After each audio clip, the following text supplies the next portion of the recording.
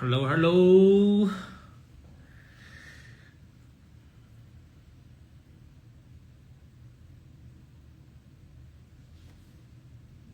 我们等一下人呢，等一下人上来。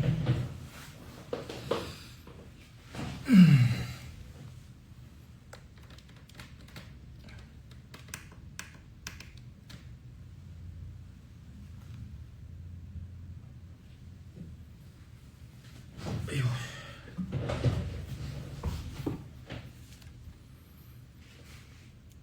下午好啊，可以调大一点。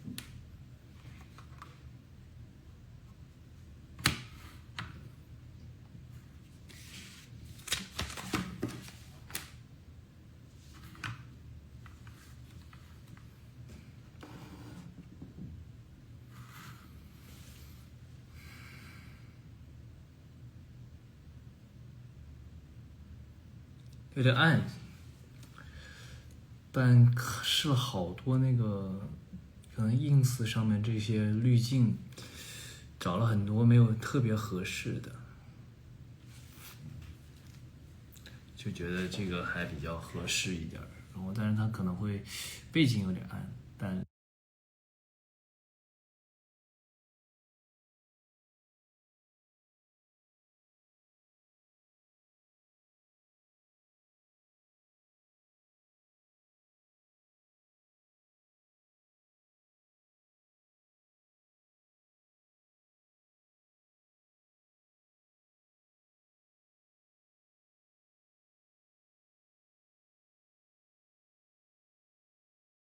脸比较清楚就行了，还好吧，开了空调没有那么热呀。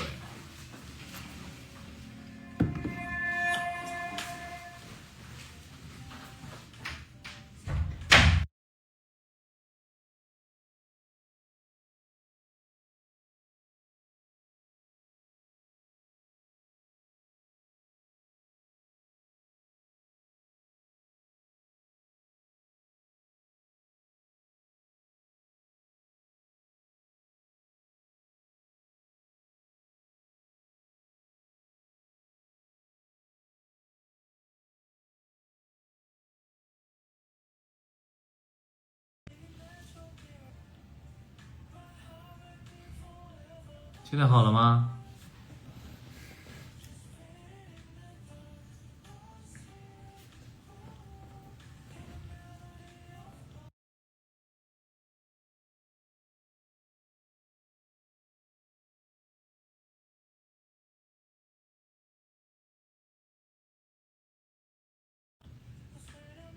变好了吗？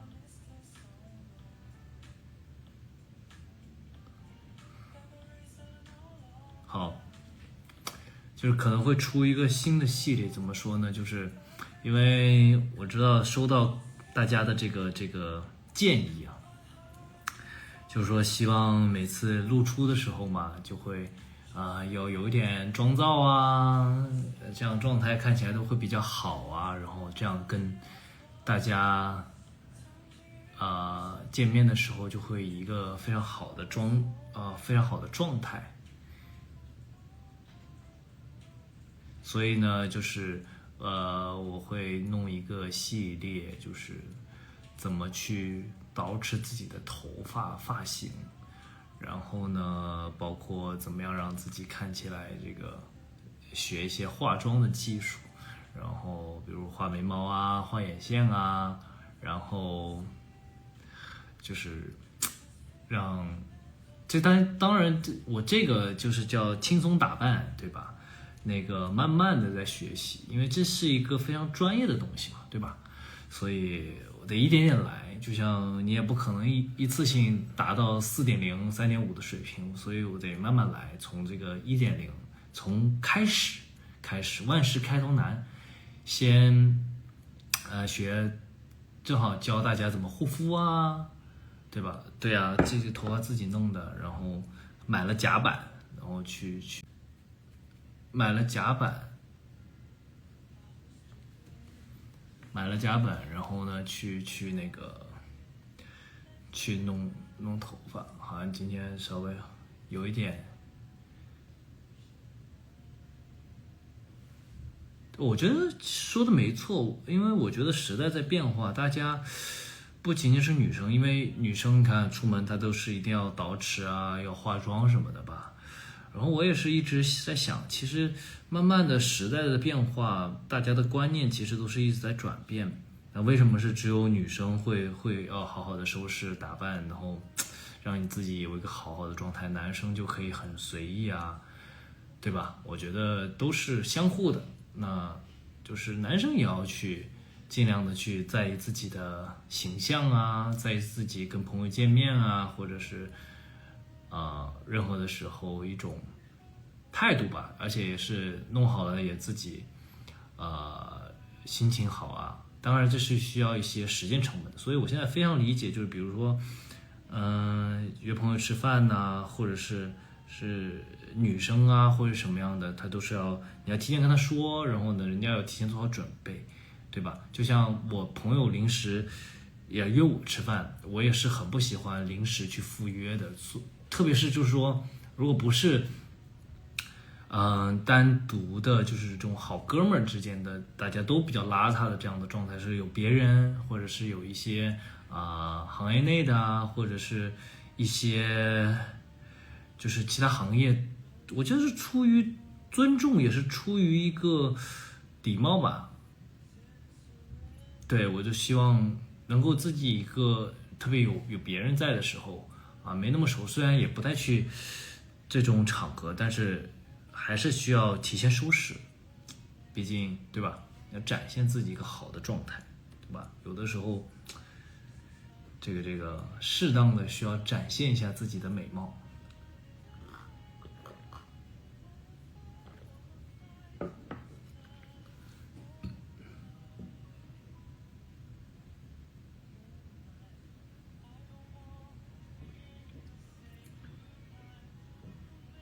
对，我知道很好，而且我觉得技多不压身吧，学习一些化妆的技巧，简单的，对吧？适合男生的，挺好的。我觉得我是想学习，而且因为你说化妆师啊、妆造啊，你随时你都得约人时间嘛，你这个非常的不可控。那你自己会了以后，比如说我们要去拍一些短视频啊，拍一些我去，比如去外面，要去拍一些素材啊，拍一些照片啊，然后我就可以自己简单的捯饬一下吧。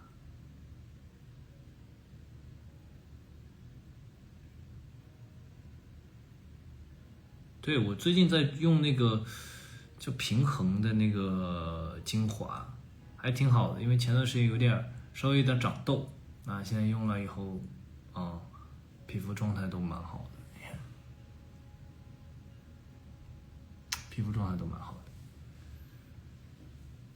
大家都学习起来嘛，我也不会啊，我也完全完全不会这个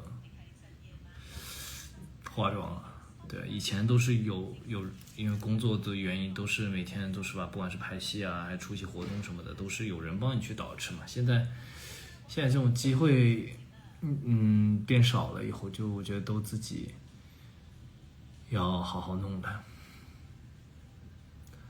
3.5已经拿了不对3个冠军了。我是准备拿到5到6个冠军以后去打4.0的比赛，争取拿到4.0的冠军吧。对，下次我还可以，我也想好了，下次的录的这个东西就是教大家一些护肤怎么去使用刮痧板。但刮痧板呢，千万不要太用力，因为我有的时候会太用力，会破坏皮肤的表层。然后呢，怎么去放松？因为打网球的时候，这边都会用力吧，怎么去让自己的脖子看起来细一些，然后放松这个颈部，然后淋巴的排毒，让你的下颚线的这个更加的明显一些。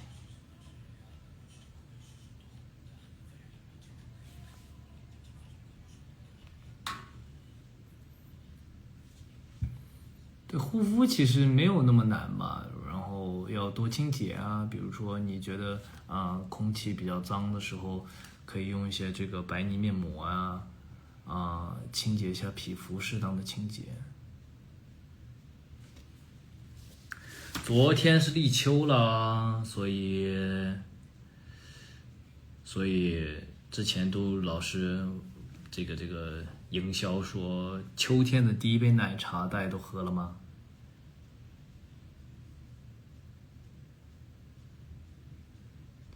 是我慢慢的就会放这个网球视频，因为这个要发的东西还挺多的而且关键是这个网球视频你知道吧？我不是不想发，我很多次我都想发，但是有个什么问题呢？就是它视频很大，它网络稍微有不好或者是断的时候呢，就会发不出去我也喝了绿豆汤。昨天咕噜咕噜咕噜喝了好多绿豆汤。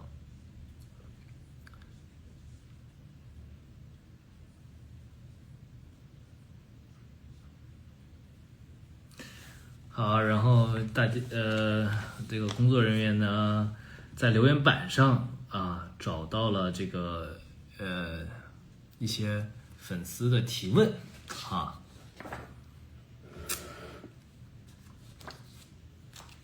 粉丝的提问呢，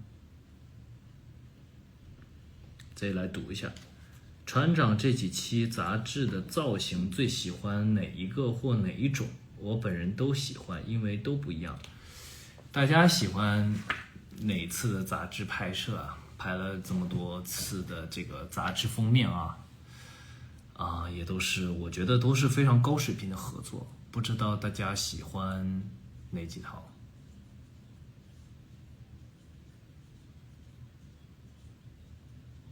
都喜欢。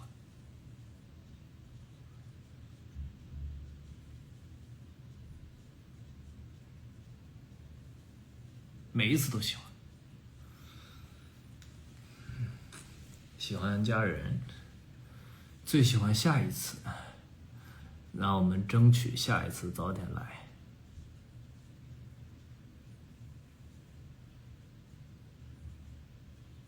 露腰的，大背头和粉色。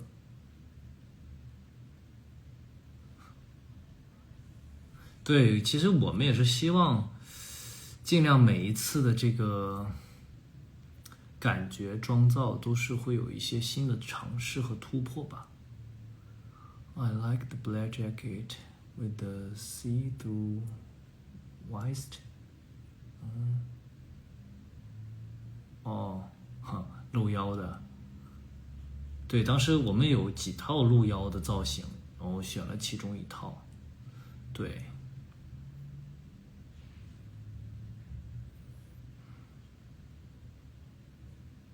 露肩的。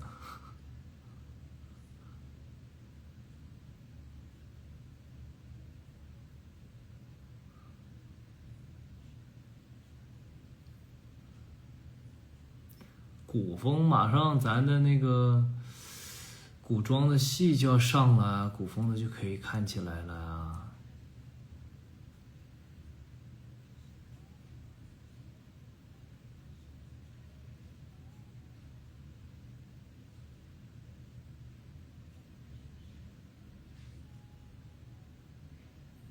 眼镜的，戴墨镜那套也真的算一个新的尝试吧。那种氛围感还挺棒的。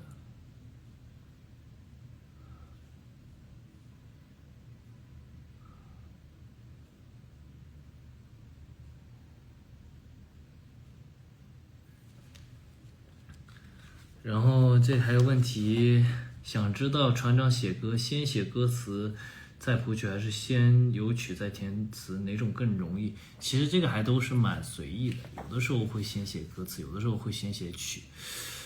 那最近也是和这个我制作人在讨论这个新专辑的事情嘛，其实一直有在讨论，但是呢，因为可能新戏的原因吧，因为第一想让大家快看新戏，所以就会有很多，比如说剪先导片啊，一些字幕啊，一些节奏啊，然后进行一些修改啊，包括新的纪录片啊，的不断的构思，不断的讨论，因为都是要一次比一次做得好吧。我认为我是一个喜欢不断的进步的人，所以占用了很多的这个大脑的空间，所以歌的事情就是他每次问我的时候，我都没有想过啊，就好像大脑都被那个很多别的事情那个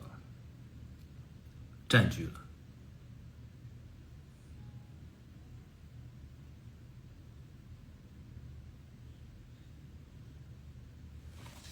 想听唱歌，那个我们已经在计划了，在七夕的时候，8月19号吧，然后现在目前是这个计划在线上给大家唱歌，然后有个这样的形式，对，去跟大家见面，然后对。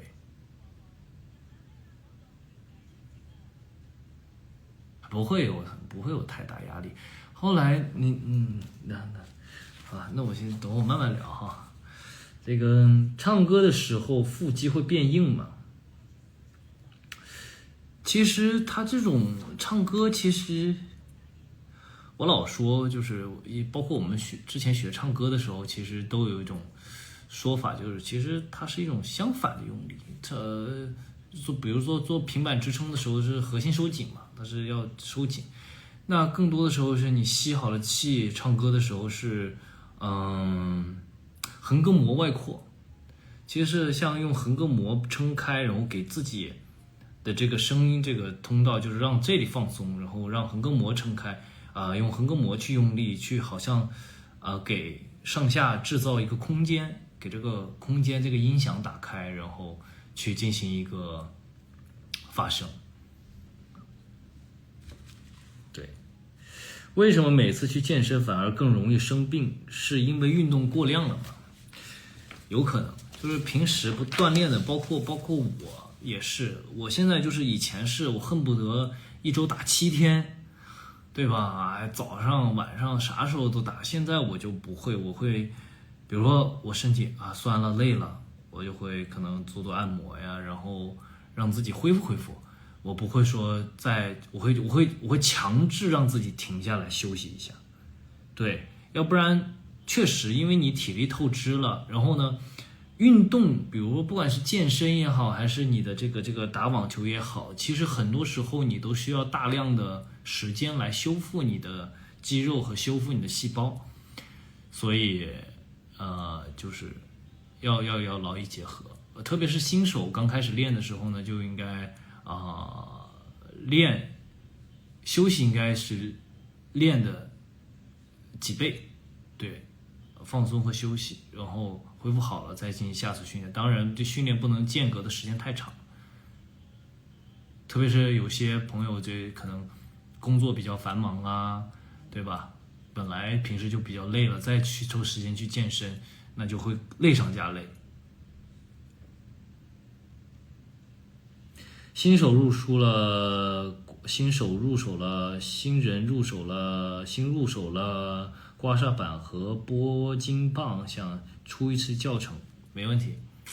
下一次，但是那个也是一样的，就是说你刮完了以后，你也得给肌肤一个修复的一个时间，所以也不能够经常。当然，这个可以日常，就比如说你上妆前包括我那时候在拍戏的时候。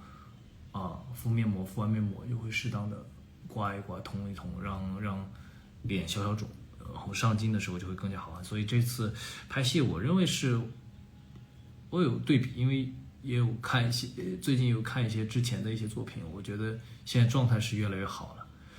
横膈膜怎么用力放松？比如说现在我说话的时候就有点撑开我的横膈膜，然后让感觉这个音响就更变大了。对，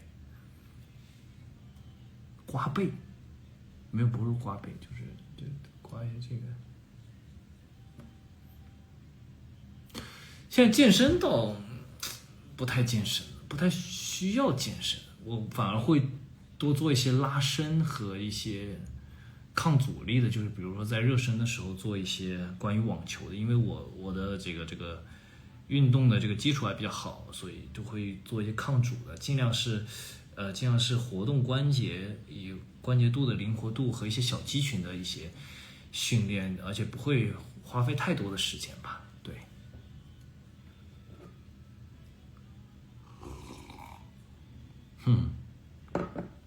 哪里是横膈膜？你们问一下呀，问一下 AI 哪里是横膈膜，让它给你展示一下。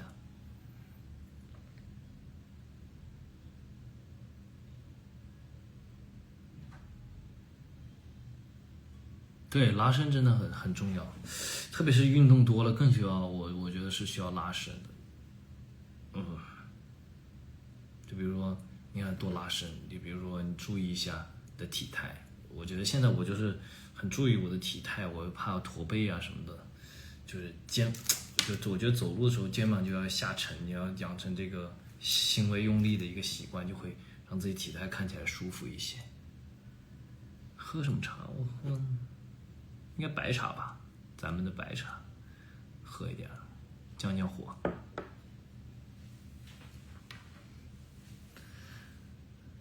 然后读书总感觉不进脑子，文字像水一样从脑子里流走了，有什么阅读技巧吗？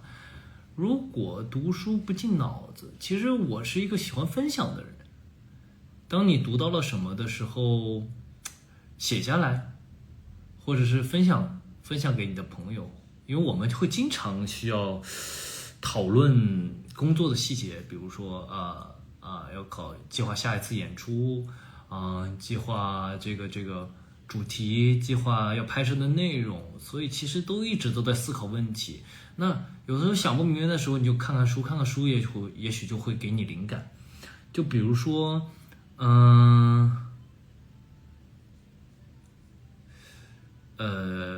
我想想哈，就比如说我们这次的这个见面会的主题，其实我一直会觉得，我希望我们每次见面是有趣的，且我们是有连接和互动的。那我就会想，而且会讨论，那到底要以一个什么样的形式呢？这次用的海报也本来是想做一个剧宣的提前的一个预热，Time Traveler 就是时间旅行者。那时间旅行者，那为什么要做时间旅行者？我就一直在想他们有设计一些游戏或者什么的，我们在过方案的时候，所以我就去不断思考这个问题的时候，你看，然后我就跟我在做的这个晚睡故事的这个，就连接上了最近不知道有没有放不知道大家看了没有？因为我录的差不多了有录了那个就是史铁生老师的这个好运设计，他就在讲，如果人有来生的话，他要怎么去设计自己的人生。所以就是说，我们不妨，如果我们是时间旅行者的话，我们不妨设计一下20年后的自己。有的时候就是一种向上吧，也不说向上，向好的一种想法。当你有这个念想，当你去设计它的时候，哪怕不可能全部都实现，哪怕只实现了一小部分，这种到达的一种满足感也是非常棒的。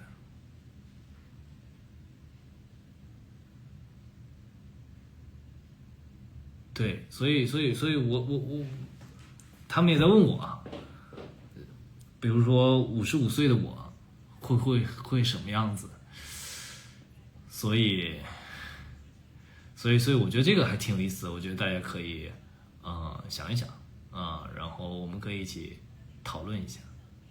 20年后我可能已经走了，不，呸，你一定要想象美好，对不对？20年后你还在，20年后55岁，比如我55岁，我是一个什么样的状态？成为亿万富翁，你不能就是我要成为亿万富翁，怎么成为亿万富翁的？你这20年的中间的路程你是怎么走的呢？你是不是可以设计一下，我是如何成为亿万富翁的，对不对？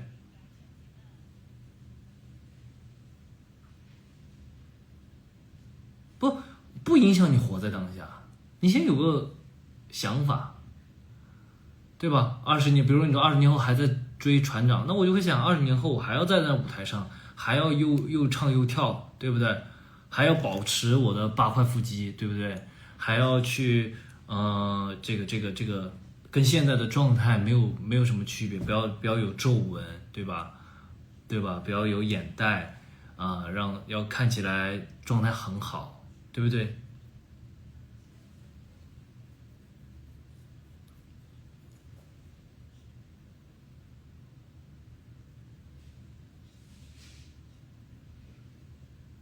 ？20年后退休了，退休了也可以退休的生活啊，退休了也可以想一想，20年后你退休了，退休是一个什么样的状态？也许你就跳着广场舞，对吧？然后孩子也大了孩子过得很好，然后没事就带你出去旅游，这也很好啊，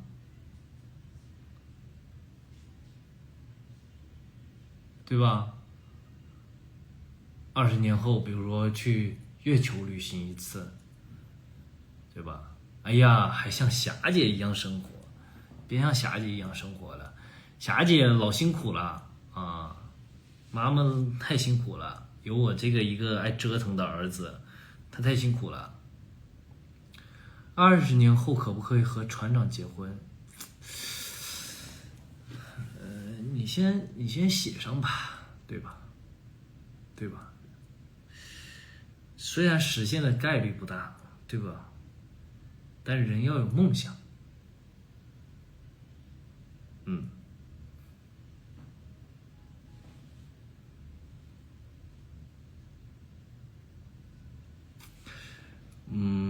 就我在读好运设计的时候，就很多时候幸福感，包括所有的东西，他就一直在说，他说有个阴影一直在影响着他。那就是其实很多时候我们的幸福感，包括一些成长，都是伴随着一种痛苦和一种磨难、挫折。所以人生呢，就不断的进步，不断的学习，不断的去战胜自己啊。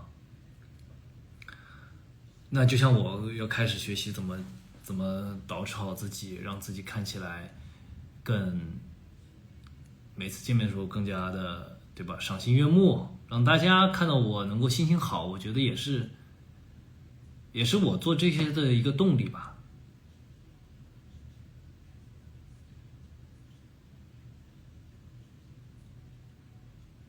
对，好运设计就是大家一个想法和对远处的一个眺望啊。我觉得设计好了，人是不是就会往那个方向，就像向宇宙发射信号一样，就像往这个方向走，望远一点，然后呢，没事儿就设计一点，没事儿就设计一点。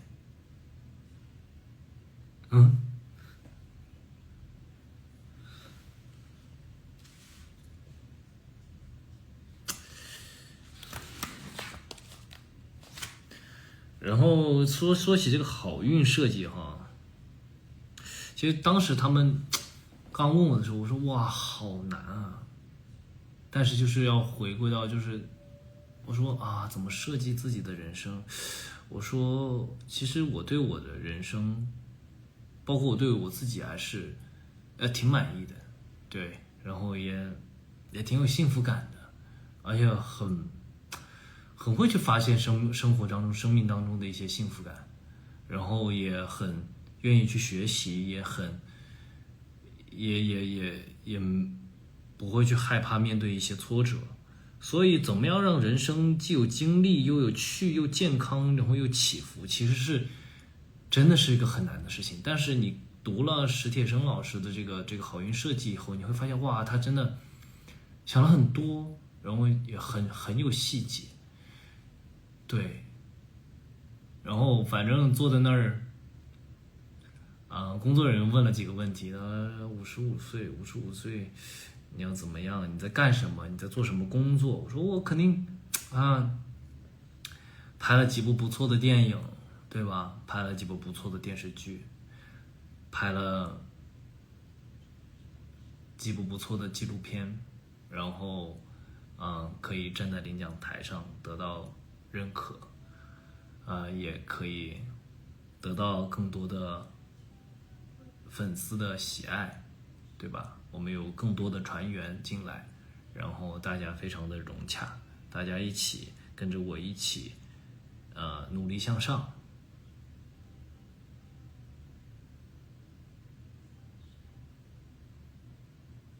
对，我最近就有一个非常感悟，怎么样？怎么样人是非常有幸福感的一件事情。然后我就想，其实最近就是在想，我说其实我问一下大家，是不是跟我一样啊？其实我觉得能够想睡的时候就能够睡得很熟，睡得很踏实。我觉得睡好觉是最有幸福感的事情。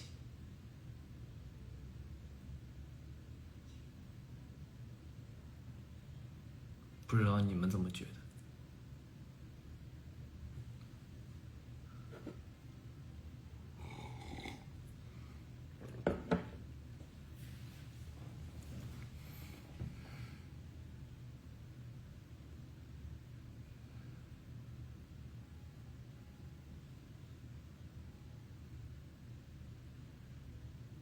就是睡特香，睡得很沉，然后就是中途也没有醒，呱倒下一觉，天亮了，我该起床了，就那种。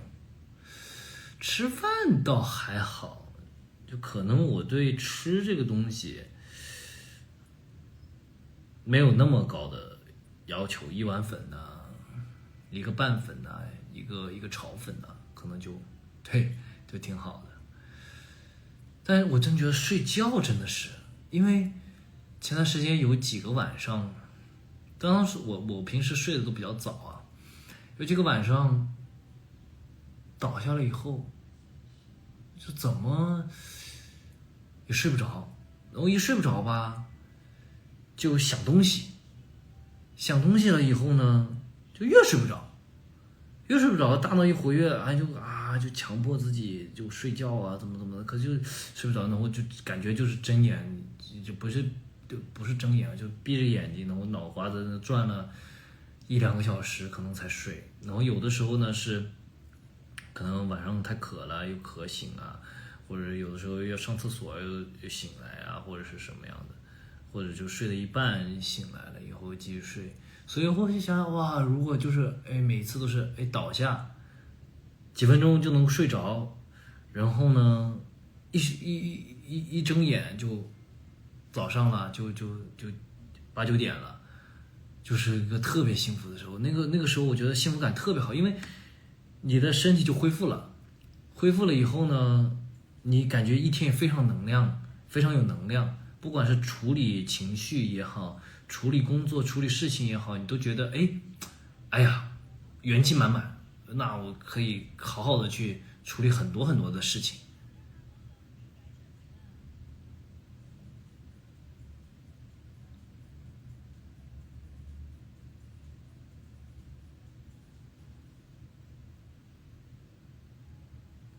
所以就是又，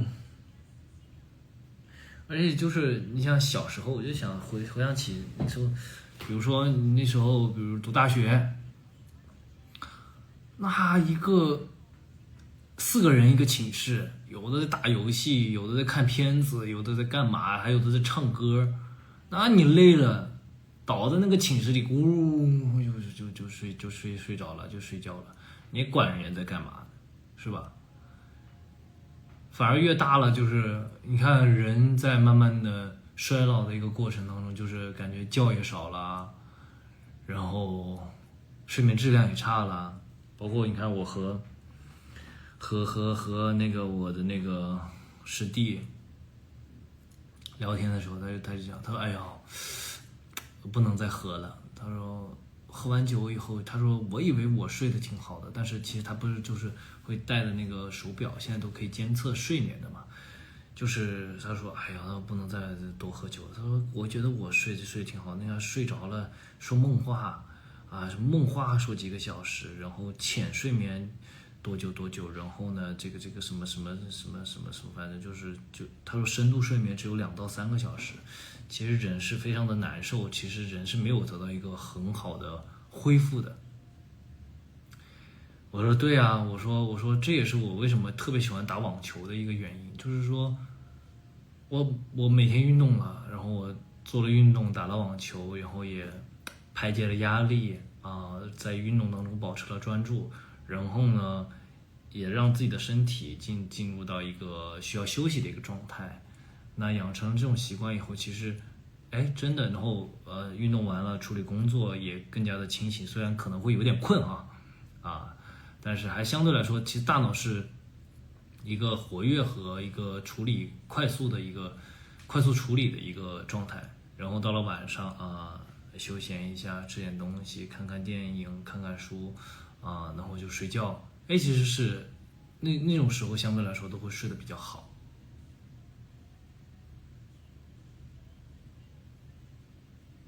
对，然后所以屏蔽掉烦恼也是一个很重要的能力。就像打网球的时候，你能够专注到这一颗球，然后不去想啊什么我要赢啊，或者我要输啦，这球应该怎么发呀，然后怎么办呢？现在比分多少了？我是不是马上就要输了？哎呀，输了怎么办呢？怎么的，就会有很多杂念。所以打球也是一个提升专注力和屏蔽掉一些乱七八糟事情的一个事情吧。所以觉得就是睡觉的时候要习惯让大脑学会关机，就跟那个手机一样的，关机，啥也不想，睡觉是最好的。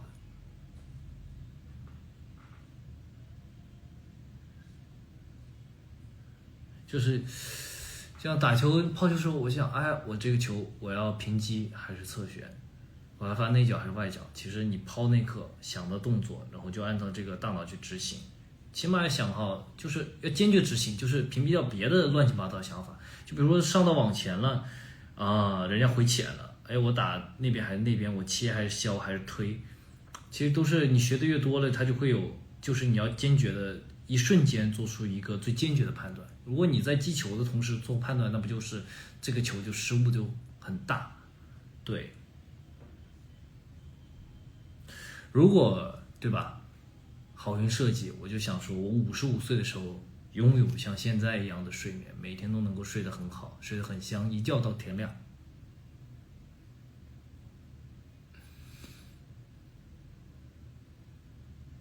在外面晒背听直播，你这小日子啊，过得挺舒服的呀。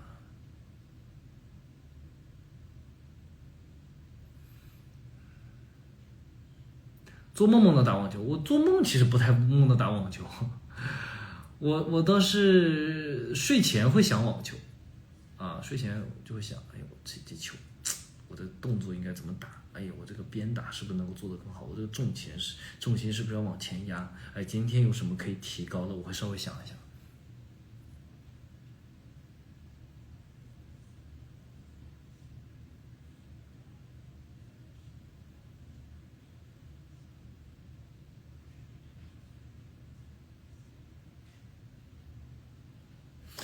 想我20年后55岁，我应该4.5了吧？就50岁以上年龄组，那所向披靡，肯定是。那天我打球碰到一个，你们后面应该会看到，碰到一个63岁还是62岁的，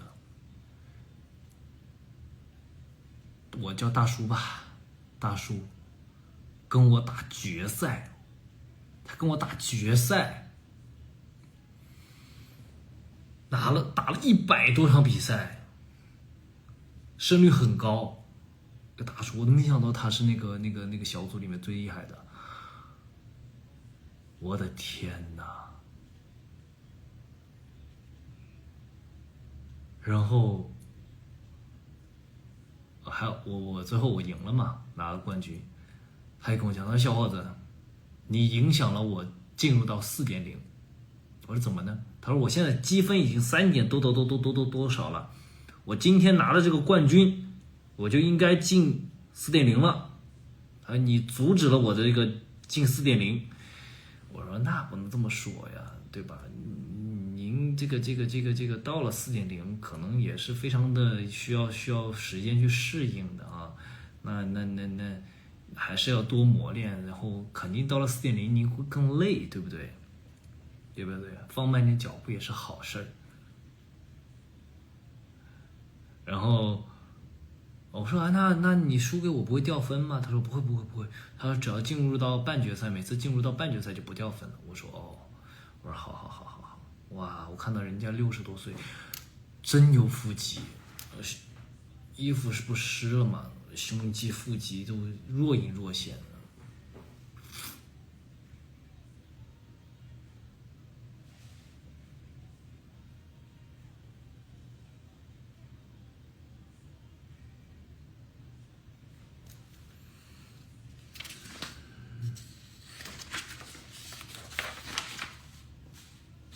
然后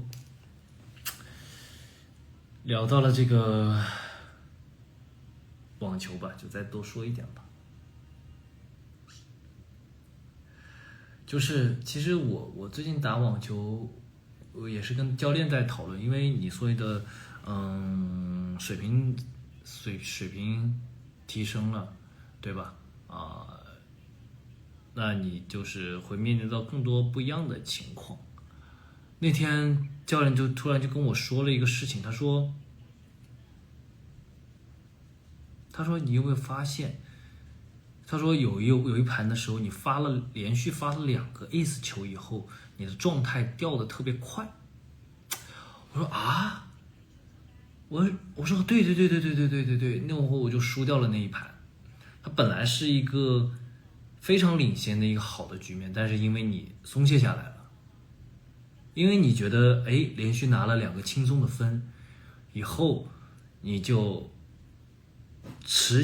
好像人就松懈下来，没有持续的给予对手一种压迫感，反而让对手，因为对手在这种情况下应该他会更加的紧。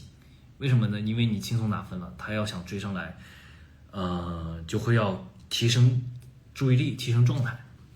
那其实后来我就在想，这就让我想到了一个问题。其实因为我进步比较快，所以我一直都是在一个追赶者的状态，就是很多时候我都在打落后球。就像我不是之前说，我说我每一次都是先输第一局的时候，再拿到2场胜利以后再进到半决赛。他说其实我学会了怎么面对逆风的时候，但是其实很多时候你要一直保持一个高的水平，你要去知道如何去赢。我就思考这个问题，其实不一定是你打不过，有的时候就是我们的心态的这个问题，就是你要知道如何去赢。包括我最近跟朋友打的时候，你也是要知道如何去赢；跟教练练的时候，你也要知道如何去赢。什么时候可以稍微松懈一下，什么时候是要毅然决然的、一鼓作气的拿下你该拿的分。所以这个是非常非常重要的。因为在你在落后的时候，你在追赶，你一定是哇我要赢，我就是要敢打，因为我已经落后了，我已经要输了，我还有什么可以失去的呢？我大不了就是输了嘛，对不对？这个时候反而你会更加的果断。有时候在你领先的时候，在你要拿下你该拿的分的时候啊，你拿2个轻松分以后，你剩下2分，突然状态就掉下来了，就是你那个时候感觉就是，哎，你要赢了，反而不知道怎么赢了，哎，你的手稍微动作变慢啦，手上变慢了，因为你想的更稳妥呀，你想的是，哎呀，我不要失误啊，我只要这么打就可以继续。但是人家的状态提升了，人家心想的我要拿下这局啊，我要拼啊，然后你反而是不拼，对吧？你反而是手上就力没有给够，对吧？或者没有速度没有给够，这个时候你就被别人抓住了这个反击的机会。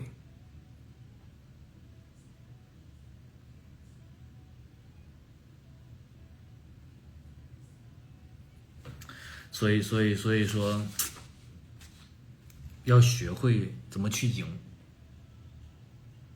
其实就是心态，其实就是这心态就是自己嘛，就是你在面对自己的时候，啊，虽然网球是有一个对手，对不对？但其实很多时候也在解决自己的这个心态的问题，所以要学会如何去赢，如何去掌握对手的节奏，掌握比赛的节奏，怎么掌握自己的心理的一个状态，心理的一个起伏，什么时候能松一点节约一点体力，什么时候是我要紧一紧，我要撑一撑我要尽量拿下，我不能掉我的状态。对，现在应该是一个3.5到4.0的一个状态啊，再往4.0走的一个状态。所以我也是，就是经常从运动当中，就是去获得一些思考吧。因为我说了，我还跟朋友讲，因为现在打朋友都 Peter 已经，我感觉很快了，很快就能够把 Peter 拿下了。所以就是我觉得就是我跟朋友说，包括我在挑战一些更厉害的朋友，我说我就是从败者组，现在到了胜者组。那我到了胜者组，怎么守护住我的胜利，对吧？他们肯定还会来想挑战我的，那就是一个心态的问题。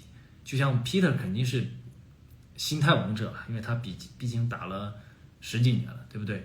所以其实就是心态。我要稳球技的练，努力这方面咱肯定比他们努力嘛，对不对？在努力方面，这个笨鸟先飞嘛，咱。对，努力就是调整好自己的心态。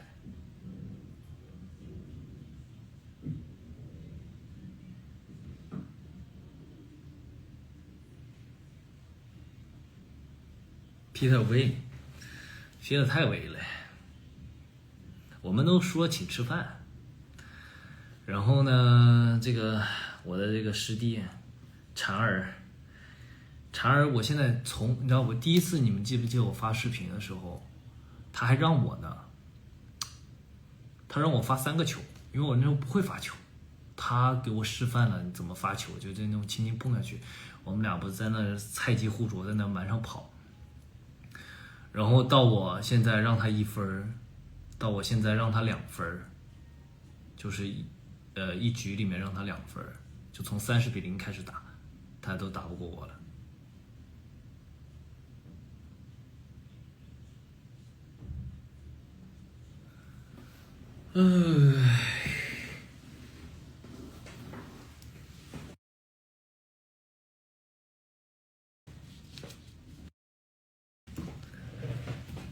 你也能请我吃饭？行，吃点啥呀？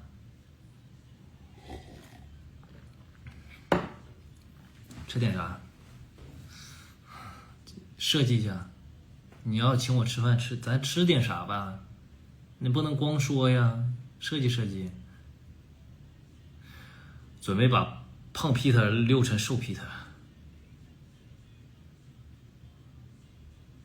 对，然后我之前碰到一个在比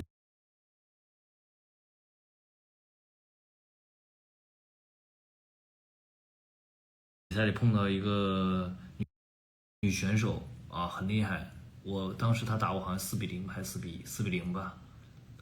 当时我就感觉我没有任何战胜她的，也是一个朋友。后来知道是一个朋友，没有战胜她的这个可能性。后来再约她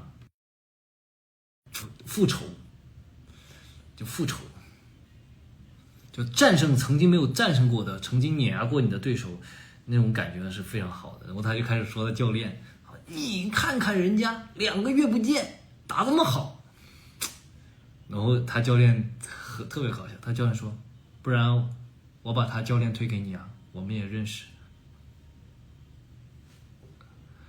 Peter 高能量人群 ，Peter 他这个肉太瓷实了，他能吃能喝，酒量嗷嗷好，你知道吧？真的。我请你吃贵州酸汤火锅，听着不错。贵州我好像都没去过呢，还挺想去一下。西湖醋鱼，甜口的，甜口的没有那么的吸引人，可能跟糖醋排骨一个味道吧。夏天了，其实夏天食欲下降的很快，都不太想吃东西，每天喝点粥。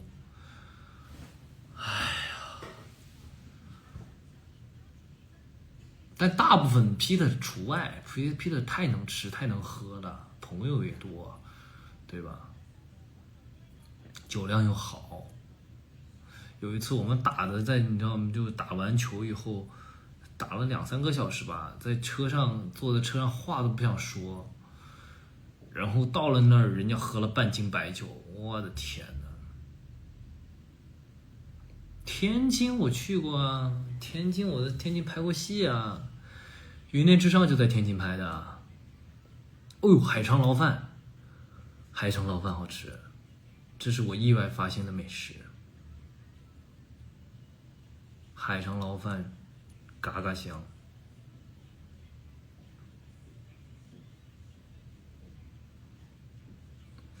云南野生菌，我吃这几天我还吃了松茸呢。好，多吃点蘑菇。也没有多爱喝酒吧。这婵儿是真的爱喝酒，Peter 也是算，就 Peter 主要是可能爱朋友吧，朋友比较多，然后他又你看在网球场上也是个像一个小精灵一样的，然后在吃饭的时候也是非常会活跃气氛，所以对吧？像我们像我这种做小孩那一桌的，对吧？在酒桌上一旦要喝酒，不敢说话的，不敢跟人叫嚣的，他们都是气氛制造者，节奏带动者。那天我还问婵儿说，我说你对吧？比如说给你一个小目标，然后让你放弃喝酒，他说不行，他说不喝酒，人生还有什么快乐？快乐都没有了，我要那小目标干啥？我说10个小目标，10个小目标也不行。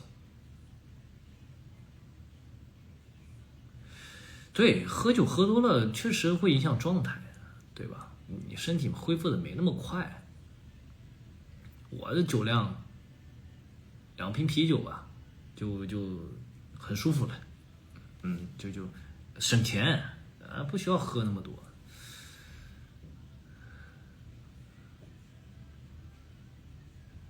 所以我就是那一天也是被我网球教练教育了，我网球师傅教育了。我靠，喝着一抬头，哎，我靠，1、2、3个教练1.9米多，这围着我。我说真的是欺负我落单了，我要把我的这个兄弟们都叫上。对，我特别白酒的话可能2、3两吧，就不行了，就要睡着了。但是我不太喜欢喝白酒，第一白酒有股味儿，酱香型哈，对吧？有股味儿，然后白酒拉嗓子，就说不定哪天喝的变成烟酒嗓了，对吧？而且白酒还有个什么问题啊？白酒他们喜欢喝白酒，可能因为他们觉少啊，可能能睡的时间少。我特别爱睡觉，我一天不睡8个小时，我感觉人都没睡够。我喝白酒可能醉的也快，就很容易一下就醒了还贼清醒。我说那不是，本来我能睡8个9个小时的，你一喝白酒，虽然醉了睡了这3、4个小时，醒了以后眼睛瞪得像铜铃一样。白酒2、3两还好啊，那就一壶半，最多了。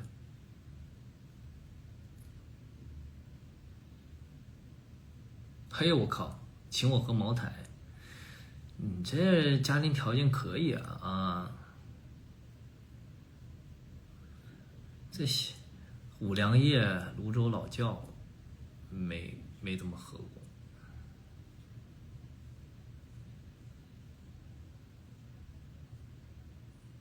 睡眠不好才喝酒，有道理啊。但他们这就是禅是真的很爱喝酒，他是每个人的兴趣爱好不一样吧？对，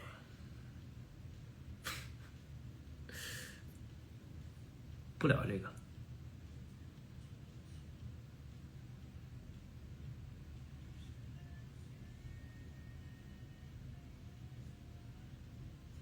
我靠，大家都，你们对酒还都挺了解的，我看啊，没事儿，你这个女生也喜欢喝一点啊。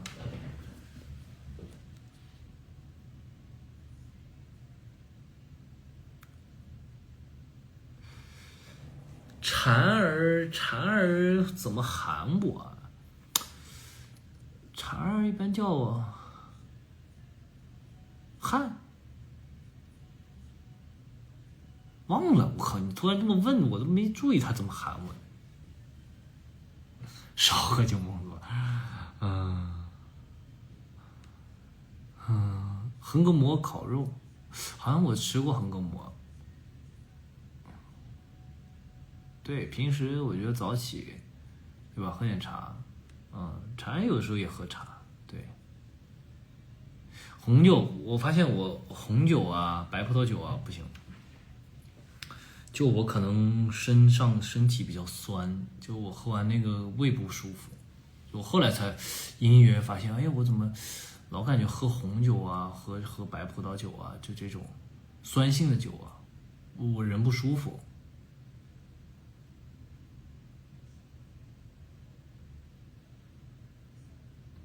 烩面我也吃过烩面。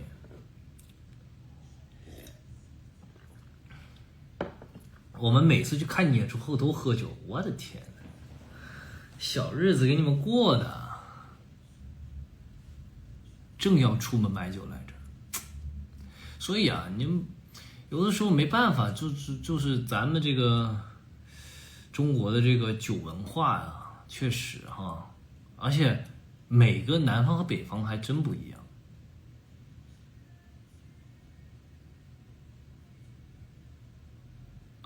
所以我爱喝苏打水，我家里经常喝苏打水。麻椒鸡也可以啊，驴肉火烧吃过啊。喜欢吃米饭还是面食？其实都挺喜欢的。比如说吃小龙虾的时候配点米饭呀，香。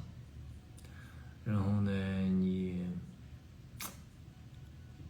我记得之前还有个那个肉饼，香河肉饼，我拍《烈火英雄》的时候老爱吃了，嘎嘎香。汾酒喝过，之前人家给我喝过一个什么30年的这个老汾酒啊，有股那个轮胎是磨的那个轮胎的那个味道，我不知道是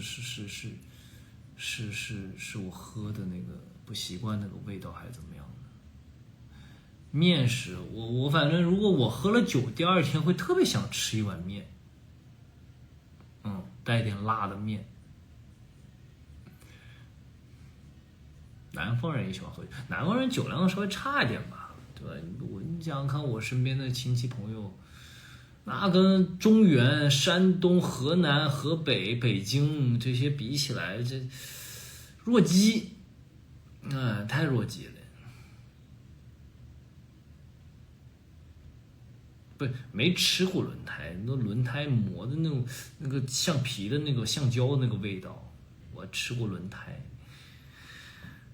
我吃过轮胎。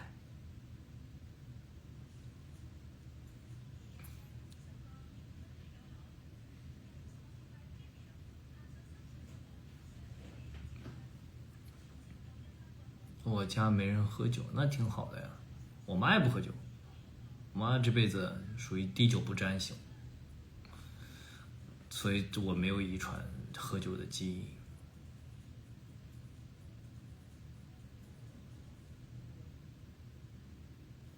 对呀，什么我吃过轮胎，我闻过，没吃过。吃轮胎我嚼不动，咽不下去。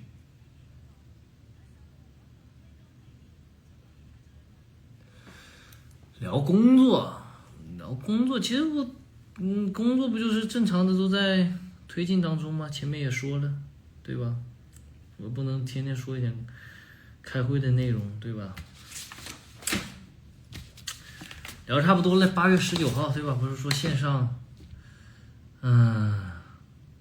可以去这个，到时候我们线上唱歌给大家听。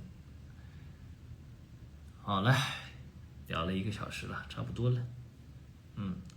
我刚刚你聊的工作，刚刚很心塞。我刚刚发现我录了5、6页、7、8页的这个晚睡故事，忘记按开始了。我等我下了播还得重新再录一下，这就是我的工作。忘记按录了，忘记按录制了，录完了，一回头发现没点。我等我还要重新录制给大家录制晚睡故事，这就是我的工作好吧然后这个更新一下我的到时候自己学会怎么去捯饬自己，怎么装扮自己好吧聊天嘛，就是分享一点生活，分享一点有趣的事情。聊天又不是开会我跟你们也不开会，好吧？唱歌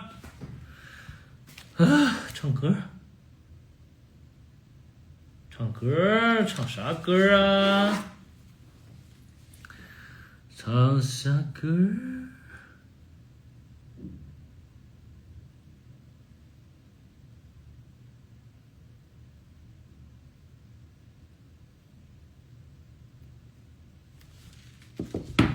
唱个歌，找歌词，大家想听什么歌啊？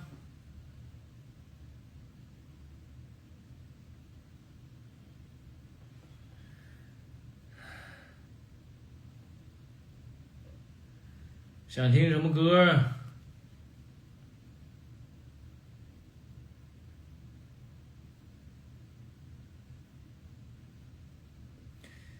接我。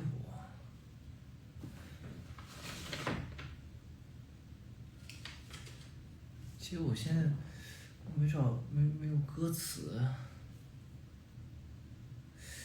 下次吧，我看看。我觉得等这个得等那个咱戏上了，或者这个到时候唱给大家听吧，唱点别人的歌吧。我过这2天要练自己的歌了。看看看有什么歌儿。我最近一直在听蛋壳的歌，在练 rap。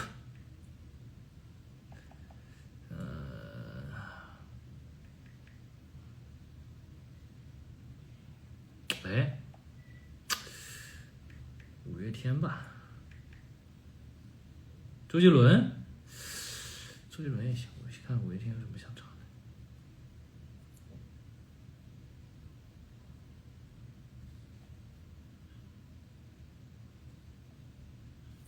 周杰伦吧，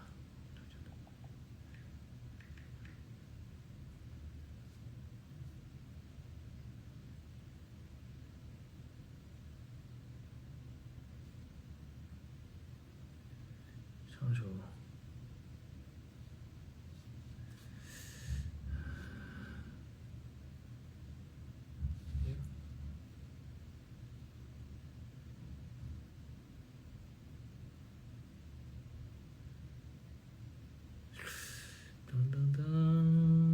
唱首老一点的歌吧。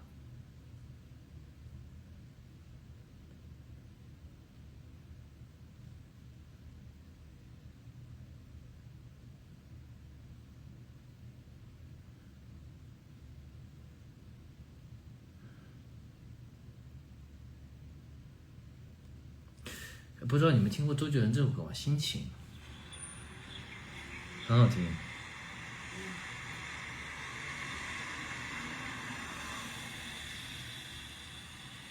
不是晴天，是心情。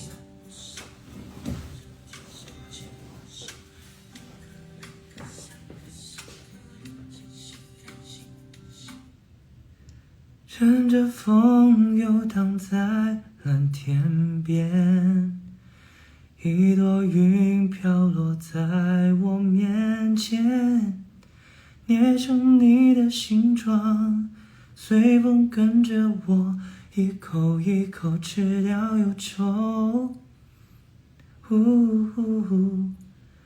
载着你仿佛载着阳光，不管到哪里都是晴天。蝴蝶自在飞，花叶飘满天，一朵一朵因你而香，试图让夕阳飞翔，带领你我环绕大自然，迎着风开始共度每一天，手牵手一步两步三步四步望着天，看星星一颗两颗三颗四颗连成线，背对背默默许下心愿，看远方的星是否听得见。手牵手一步两步三步四步望着天，看星星一颗两颗三颗四颗连成线，背对背默默许下心愿，看远方的星如果听得见，它一定实现，它一定实现。